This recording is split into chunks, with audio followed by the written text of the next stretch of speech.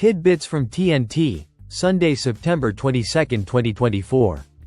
Listen to the full version on the official dinarreport.com website and become our supporter on Patreon. Tishwash. Kurdistan deposits about 100 billion dinars of non-oil revenues into the Iraqi state treasury.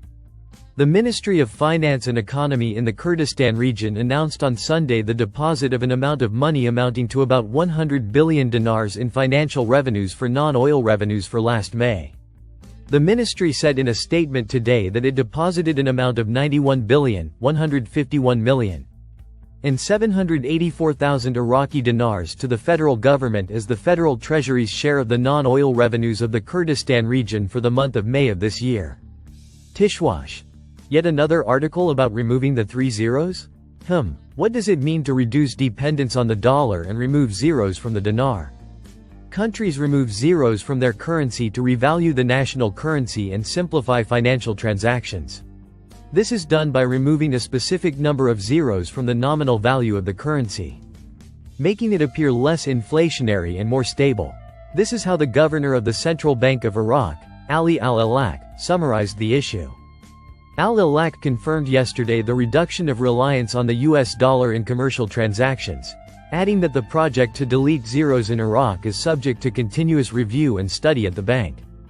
Al-Alak said, in a statement followed by the Iraq Observer agency, that the central bank responded to global economic challenges such as rising energy and raw material prices by amending some monetary policies in line with the international situation and to enhance confidence in the Iraqi dinar and prevent a sharp decline in its value. He added, the Central Bank of Iraq has increased its holdings of foreign exchange and gold reserves to strengthen the country's financial position and financial stability in order to enhance its ability to confront potential economic crises. Local bank accounts. Regarding the steps taken to address the dollar's rising crisis, Al-Alak said, the Central Bank of Iraq has created new mechanisms to cover local banks' accounts with their senders in other currencies, Chinese yuan, Indian rupee, euro, and UAE dirham, in addition to the dollar, which has reduced reliance on the U.S. currency in commercial transactions for these banks' clients. While the central bank seeks to withdraw excess liquidity in the economy that puts pressure on the exchange rate and to prevent the exported currency from growing in an undesirable manner. Regarding the country's foreign reserves, the central bank governor explained that foreign exchange reserves are the tool used by all central banks to maintain the stability of the local currency exchange rate against foreign currencies, as well as to reduce exposure to external crises by maintaining liquidity in foreign currency to absorb shocks in times of crisis. According to the latest data on the level of foreign reserves adequacy, the Central Bank of Iraq's foreign reserves cover 83.62% of the broad money supply, i.e. covering the cost of importing 15 months, while the global standard rate is 20%, covering 6 months of importing, according to Al-Alak. He pointed out that the sanctions imposed on banks are related to the decision to ban dealing in dollars, as the banks were not included in the sanctions list issued by the Office of Foreign Assets Control, and therefore the bank's activities continue, according to the applicable procedures and in all currencies except the dollar. Regarding the situation of the Iraqi banking sector, Al-Alak said that it is experiencing a state of stability, as government banks still control approximately 79% of the assets of the total banking sector, compared to 21% for private banks. Private sector. While observers believe that the Development Road project needs 5 years to complete, they pointed out that Iraq will end the unemployment problem and provide jobs for graduates and the unemployed alike. Hay said, the most important thing is for Iraq to move away from the rentier economy that has frozen other sectors despite the abundance of local production and the wheel of reconstruction turning in all of Iraq. Which means that the government is taking the right step in diversifying sources of income. Economic expert Abdul Rahman al-Sheikhli said, our economy will not see the light of day as long as its two components, oil and monetary, are held hostage by the U.S. Treasury and the Federal Reserve Bank. He considered that in order not to jump over the reality, we must look at things as they are, without hanging them on any scapegoat of truth. Al-Sheikhli told the Iraq Observer agency, in order to get rid of this dominance, we must work on diversifying the sources of funding for the budget, giving free rein to the clean private sector, and limiting economic activities, financial and monetary, to honest hands under strict supervision, especially Iraq's revenues from customs, taxes and fees, and preventing their exploitation by the corrupt. The financial and economic expert explained, "All of this is possible, and it is possible to reform our economic system naturally if we can get rid of foreign hegemony." Keeping up with developments. On the sidelines of the electronic payment conference in the middle of this month, the governor of the central bank, Ali Al-Alak, confirmed that the number of applicants to establish digital banks exceeded 70 banks, noting that digital banks are widely spread in the world and the volume of financial transactions in them is around $5 trillion annually. Al-Alak said, "Digital banks are widespread in the world, and their volume of funds ranges from 5 to 7 trillion annually." He added, "We conducted in-depth studies until we reached the point of setting rules for licensing these digital banks." He pointed out, "We were surprised by the number of applicants to digital banks, which reached 60 to 70 banks, and we are in the process of studying the applicants' requests." He continued, "We are keeping up with developments and moving towards progress, and there is communication with many external and internal parties. And it is on two levels that depend on the banking sector and the capabilities of the central bank to keep up with development and contribute to developing various programs and applications." Stressing that, the Iraqi cadre is distinguished by its ability to adapt and develop. Secretary-General of the United Nations, and a number of officials of international and UN organizations and bodies. Tishwash. On the eve of his departure to New York, Al-Sudani de-escalates tensions with 3 meetings with the leaders of the framework. The Prime Minister will hold meetings with world leaders and present his government's achievements. It seems that Mohammed al-Sudani, the Prime Minister, has greatly eased the tensions at home after holding meetings with the leaders of the coordination framework. On the eve of his departure from New York to attend the United Nations meetings for the second time since he assumed power about 2 years ago. The framework, media opposing al-Sudani, which was active during the past month, has clearly declined, attacking the Prime Minister against the backdrop of the alleged wiretapping case. According to the government's description, and the escape of Noor Zuhair, the main accused in what is known as the theft of the century. The Prime Minister's media office stated in a statement yesterday that Prime Minister Mohammed Shia al-Sudani left the capital, Baghdad, heading to New York, to participate in the meetings of the 79th session of the United Nations General Assembly.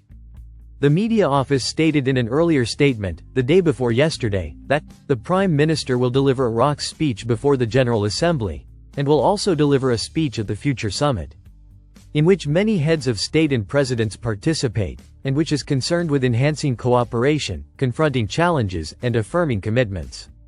He pointed out that the central bank has important contracts with specialized companies, and chooses international companies to develop and set up programs, in addition to international cooperation. Noting that the central bank has effective relations with international and global banks, in addition to electronic payment companies, as well as its relationship with central banks, and it has continuous movement in cooperation with important banks. Tishwash. Prime Minister arrives in New York. Prime Minister Mohammed Shia al-Sudani arrived in New York. The Prime Minister's media office stated in a statement received by the Iraqi news agency, INA, that Prime Minister Mohammed Shia al-Sudani arrived in New York to participate in the meetings of the 79th session of the United Nations General Assembly. The Prime Minister's media office stated in a statement issued earlier that the Prime Minister will deliver Iraq's speech before the General Assembly, and will also deliver a speech at the future summit, in which many heads of state and presidents will participate, and which is concerned with enhancing cooperation, facing challenges, and affirming commitments. He continued, he will also hold a series of meetings and dialogues with a number of leaders and presidents of sisterly and friendly countries, and heads of participating delegations, in addition to meeting with the. He continued, al-Sudani will hold a series of meetings and dialogues with a number of leaders and presidents of brotherly and friendly countries, and heads of participating delegations, in addition to a meeting with the Secretary-General of the United Nations, and a number of officials of international and UN organizations and bodies. The region has been experiencing tension for about a year due to the war in Gaza, and the expansion of mutual strikes between factions and Western interests in Iraq, Syria and Lebanon. The day before yesterday, Abu Ala al-Wala'i pledged to send 100,000 fighters to the Lebanese border, coinciding with the killing of a leader in one of the Iraqi factions in Syria. Al-Wala'i, a leader in the framework, and the head of the Saeed al-Shuhada Brigades faction, said in a message published by the media, "A flood of Iraqi human beings will come, crowding the borders and trenches of Lebanon. If Hezbollah loses 1,000 martyrs, we will supply it with 100,000 heroes." On Friday, leaders from Hezbollah were killed in an Israeli raid in Beirut, while before that, a series of small explosions hit the party's communications devices in Lebanon. Yesterday, the Hezbollah brigades announced the killing of Abu Haydar al-Kafaji in an Israeli attack while performing his duties as a security advisor in Damascus. According to a statement by the brigades reported by media outlets close to the Lebanese Hezbollah. According to some information, al-Sudani's visit to New York is expected to witness Baghdad's confirmation of its firm position on protecting American diplomats, as the government has so far succeeded in maintaining the truth between the factions and Washington since last February. Baghdad is preparing next year, according to Iraqi Defense Minister Thabet al-Abbasi, to begin the U.S. withdrawal from Iraq, over 2 years and in 2 phases. In contrast, American media outlets are talking about the possibility of a small advisory force remaining after 2026 to assist U.S. forces in Syria, while there is no confirmation from the Pentagon yet on the withdrawal plan. Internal de-escalation. Al-Sudani sent reassuring messages to his allies in the coordination framework, according to political affairs researcher Ali al-Baydar. On the eve of his departure to New York, al-Sudani held meetings with Qais Khazali, Haider al-Abadi, and Hadi al-Amiri. Over the past month, the government has faced severe Shiite criticism due to the wiretapping and Noor Zuhair crises. Al-Baydar said in a phone call with al-Mada that the meetings in a tense climate regionally and internally are important to resolve crises. Speaking about the recent meetings, he added, "The Prime Minister did not want to leave the country while it is in crisis, or he wanted to prevent the problems from worsening before leaving for New York." Official statements after al-Sudani's 3 meetings with the leaders of the coordination framework confirmed the completion of the government's programs. Leaks had spoken of strictness from Nouri al-Maliki, the leader of the state of law, due to the wiretapping case regarding removing al-Sudani from his position or holding early elections. Regarding the timing of those meetings, al-Baydar said, "It may be because the Prime Minister informed the leaders of the framework of the program for the visit to New York, or the leaders asked him for some recommendations." The political researcher believes that some leaders may have had private messages or views on foreign relations that they shared with al-Sudani. Al-Baydar considered that the situation inside the country is now moving towards calm, indicating that al-Sudani has the ability to transform any crisis into a rapprochement plan. Efforts to reduce tension within the Shiite alliance appeared clear, as the intensity of the rhetoric of some news platforms affiliated with the framework decreased during the last 2 days. In New York, Ghazi Faisal, a former diplomat, believes that al-Sudani will present the fundamental positions of Iraqi foreign policy at the annual UN General Assembly meetings, especially with regard to the war that has been going on since last October. He added in an interview with al-Mada that al-Sudani will emphasize Iraq's firm position on stopping the war in Gaza and moving to guarantee the right of the Palestinian people to self-determination, to build a stable state, and to return to the 1967 borders. He will certainly talk about the importance of building security and peace in the Middle East and enhancing regional cooperation and economic integration, which Iraq emphasized at the Baghdad International Regional Conference 1 and 2, which formed the basis for security and political cooperation between Iraq and its geographical neighbors, in addition to Egypt, Jordan and the Gulf, and the relationship with Turkey in the field of water, environment, desertification and the path of strategic development, Faisal added. Faisal, who runs the Iraqi Center for Strategic Studies, also expected that al-Sudani would explain in the New York meetings the nature of what the government has achieved in confronting financial corruption and organized crime and stabilizing the currency, and the government's measures to confront a wide range of internal security and political challenges. Listen to the full version on the official dinarreport.com website and become our supporter on Patreon. Source: dinarrecaps.com